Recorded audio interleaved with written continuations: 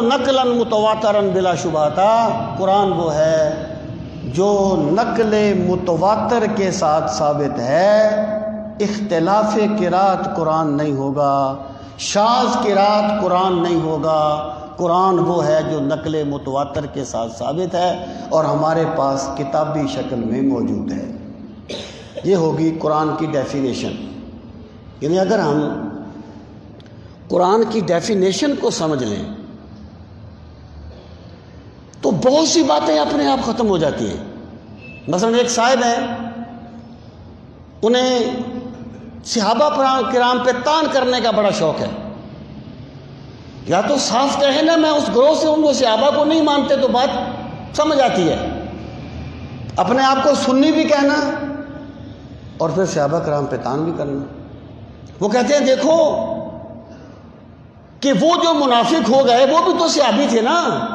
او بھائی، صحابی کی تعریف ہی یہ کی گئی ہے کہ جو حالت ایمان میں سرکار سے ملا اور حالت ایمان میں دنیا سے گیا۔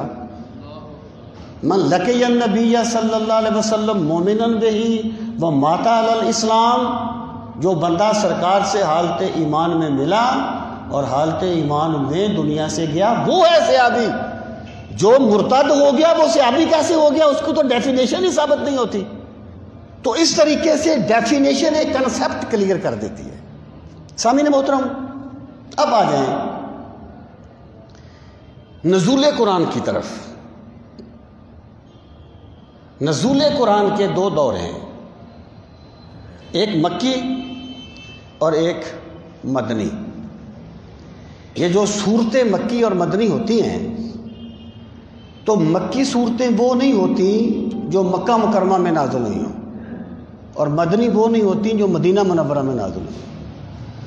اس میں جو امتیاز ہوتا ہے وہ وقت کے اعتبار سے ہوتا ہے۔ جو صورتیں ہجرت مدینہ سے پہلے نازل ہوئی وہ مکی ہیں، اور جو صورتیں ہجرت مدینہ کے بعد نازل ہوئی وہ مدنی ہیں۔ یعنی الیوم اکملت لکم دینکم حجۃ الوداع کے موقع پر نازل ہوئی، حجۃ الوداع کے موقع پر مکہ مکرمہ میں نازل ہوئی، لیکن یہ آیت مدنی ہے، مکی نہیں ہے، کیونکہ یہ ہجرت مدینہ کے بعد نازل ہوئی ہے۔ اچھا، اب جو صورتیں ہیں مکی اور مدنی،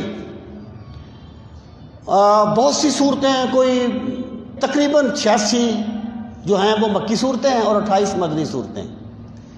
اس کا یہ مطلب نہیں ہے کہ مکی صورتوں میں تمام آیات مکی ہیں اور مدنی صورتوں میں تمام آیات مدنی ہیں، اس طرح نہیں ہے۔ اب یہاں پر ایک اور بات پہ آپ غور فرما لیں۔ قرآن مجید کی جو ترتیب ہے، یہ دو ترتیبیں ہیں قرآن مجید کی۔ ایک کو کہتے ہیں ترتیب نزولی، ایک کو کہتے ہیں ترتیب توقیفی۔ ترتیب نزولی اور دوسری ترتیب توقیفی۔ توقیفی یہ وقف وقف ہو، آگاہ کر دینا، کسی کو واقف کر دینا۔ ترتیب نزولی کیا ہے؟ جس ترتیب سے قرآن نازل ہوا وہ ترتیب نزولی ہے۔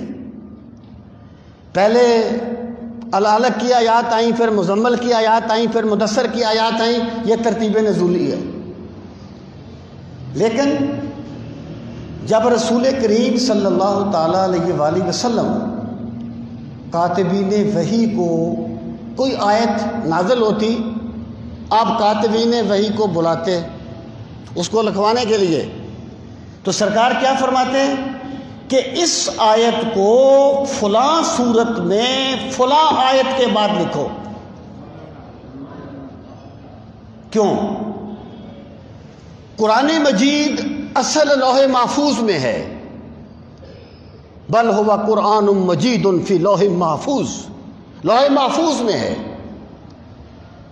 ایک اس کی وہ ترتیب ہے جس پر لوح محفوظ میں ہے، اور ایک ترتیب وہ ہے جو جس ترتیب سے نازل ہوا ہے، جس ترتیب سے نازل ہوا ہے۔ نازل کس طریقے سے ہوا؟ ایک صحابی نے سوال کیا، ایک آیت نازل ہو گئی۔ کوئی واقعہ پیش آیا، ایک آیت نازل ہو گئی، رسول کریم صلی اللہ تعالی علیہ وآلہ وسلم نے جو قرآن مجید لکھوایا ہے وہ ترتیب نزولی سے نہیں لکھوایا، لوح محفوظ والی ترتیب سے لکھوایا ہے۔ اس کو ترتیب توقیفی کہتے ہیں، یعنی وہ قرآن کی وہ اصل ترتیب جس سے اللہ تعالیٰ نے رسول کریم علیہ الصلاۃ والسلام کو آگاہ فرما دیا، واقف فرما دیا۔ اور جو لوگ قرآن مجید سے مزح کا خیز استدلال کرتے ہیں وہ کبھی ترتیب کو نہیں مانیں گے، کیونکہ ان کے پلے رہے گا ہی کچھ نہیں۔ میرا سوال یہ ہے کہ اگر قرآن مجید میں ترتیب نہیں ہے تو مجھے بتایا جائے رسول کریم صلی اللہ علیہ وسلم نے اسے ترتیب نزولی سے کیوں نہیں لکھوا دیا تھا؟ دعو ہذہ سورہ بعد ہذہ سورہ، دعو ہذہ الآیہ بعد ذالک الآیہ، اس آیت کو فلاں آیت کے بعد لکھو، اس سورت کو فلاں سورت کے بعد لکھو۔ آخر اس کو بدلنے کا مقصد کیا تھا؟ میرے بھائی دیکھیں، میری بات یاد رکھیں، قرآن مجید کی ترتیب صحابہ نے نہیں بنائی، قرآن مجید کی ترتیب خود صاحب قرآن صلی اللہ علیہ وسلم نے بیان فرمائی ہے۔ جن لوگوں کے دلوں میں بغض ہے نا صحابہ کا، وہ کہتے ہیں کہ صحابہ نے ترتیب بدل دی، وہ تو بہت کچھ کہتے ہیں، صحابہ نے ترتیب نہیں بدلی۔ اگر صحابہ پر اعتماد نہیں کرو گے تو مجھے بتاؤ قرآن کو کیسے مانو گے؟ صحابہ نے قرآن مجید کی ترتیب وہی رکھی ہے جو رسول کریم صلی اللہ علیہ وسلم نے جس ترتیب سے قرآن لکھوایا تھا۔ سامعین محترم، یہ جو ترتیب ہے اس کو علم المناسبہ کہتے ہیں، کہ آیات کا آپس میں ربط، صورتوں کا آپس میں ربط۔ کیونکہ میرا اس پر تھیسز ہے اس لیے مجھے اس پر کچھ تھوڑی بہت معلومات ہیں، میں بات کو اتنا طول نہیں دوں گا، میں اگلی چیزوں پر اب آؤں گا۔ دو دور ہو گئے نزول قرآن کے، ایک مکی دور اور ایک مدنی دور۔ اور جو قرآن مجید کی سورتوں کے نام ہیں، ٹھیک ہے ایک نظریہ ہے، میں ان کی نیت پہ شبہ نہیں کرتا، ایک نظریہ ہے کہ قرآن مجید کی سورتوں کے جو نام ہیں ان کا مضامین سورت کے ساتھ کوئی تعلق نہیں ہوتا، بلکہ یہ محض تعارف کے لیے ہے، جیسے البقرہ ہے۔ لیکن حق یہ ہے کہ قرآن مجید کی سورت کا نام پوری سورت کے مضامین کی طرف اشارہ کرتا ہے۔ میں نے انشاءاللہ تعالیٰ اپنی تفسیر میں اس پہ بہت زور دیا ہے کہ سورت کا مضامین سورت کے نام کا مضامین سورت سے کیا تعلق ہے۔ سورتوں کے نام بھی خود سرکار نے رکھے ہیں، قرآن کی ترتیب بھی خود سرکار نے مقرر کیا ہے۔ سامعین محترم، اب دیکھیں، آپ ایک چیز سنتے ہیں کہ سورہ توبہ کے شروع میں بسم اللہ نہیں ہے، لوگ کہتے ہیں کہ جی کیوں نہیں ہے بسم اللہ، پھر اس کے وہ اپنے اپنے ذوق کے مطابق جواب دیتے ہیں، کہتے ہیں جس میں جہاد کا حکم ہے، جہاد کا حکم تو اور بھی بڑی صورتوں میں ہے۔ حضرت عثمان غنی سے پوچھا گیا کہ یہاں پر آپ نے بسم اللہ کیوں نہیں لکھی؟ حضرت عثمان غنی نے فرمایا یہ صورتیں آخر میں نازل ہوئی اور رسول کریم علیہ الصلوۃ والسلام کا وصال ہو گیا، ان صورتوں کے مضامین اتنے یکساں ہیں کہ من وجہ یہ دو صورتیں ہیں اور من وجہ یہ ایک صورت ہے۔ یعنی کیسے آپ کہتے ہیں کہ صحابہ کرام نے اس میں ترتیب کو ملوز خاطر نہیں رکھا؟ اس کی ترتیب مضامین کے اعتبار سے ہے اور رسول کریم صلی اللہ علیہ وسلم نے خود طے فرمائی تھی۔ اب آ جائیں تدوین قرآن کی طرف۔ سامعین محترم، تدوین قرآن سے کیا مراد ہے؟ دوانا یدونو تدوین، اس کا مطلب ہوتا ہے کسی چیز کو کتابی شکل دینا۔